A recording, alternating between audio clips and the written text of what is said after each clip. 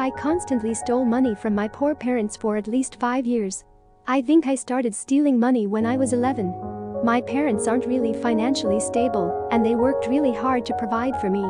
They always wanted the best for me, but I didn't give them much credit for it. It started with $1 or $2 to buy candy, but I found myself stealing $10, $20, and eventually got to stealing $60, $80 weekly, sometimes more often. I used it to go shopping and go to nice restaurants that my parents never had the luxury to go.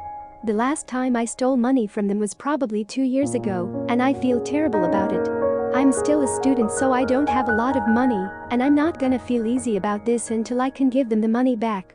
It just breaks my heart to think about all the trouble I put my parents through. They really could have used the extra money that I stole.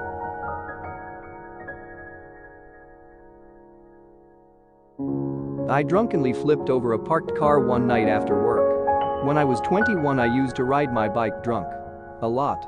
I didn't have a car at the time and I lived in the city, so biking was my major form of transportation. I remember hanging out with some friends at the bar after work and getting completely sloshed. Since I had ridden my bike home far drunker, I thought nothing of it. While riding my bike, I have this habit of constantly looking over my shoulder, behind me, to make sure no cars are close to running me over.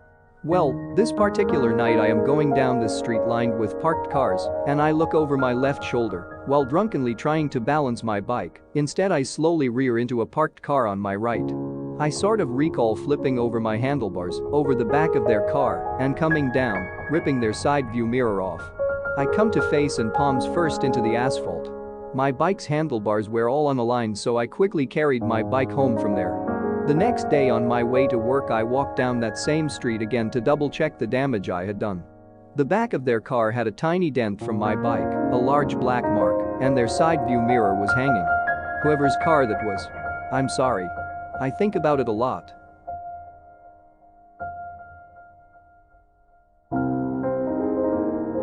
Over the last 7 years, I've stolen thousands of dollars from people's cars.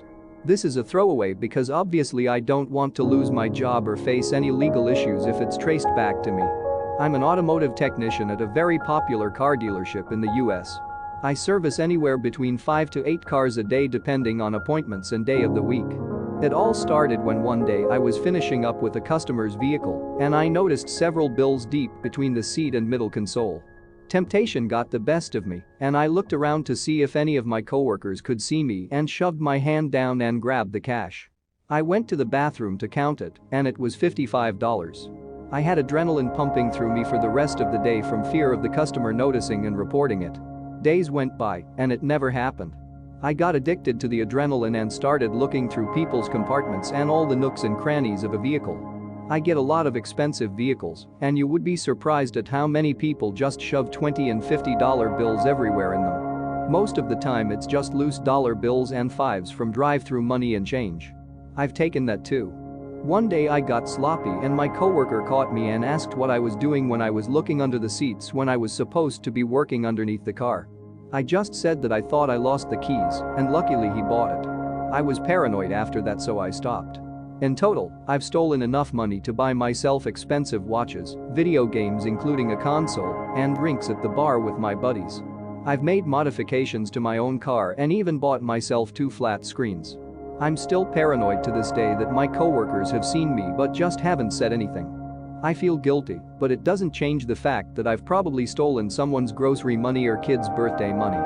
There are probably more people like me, so next time you take your car to the dealership, make sure you don't have money sitting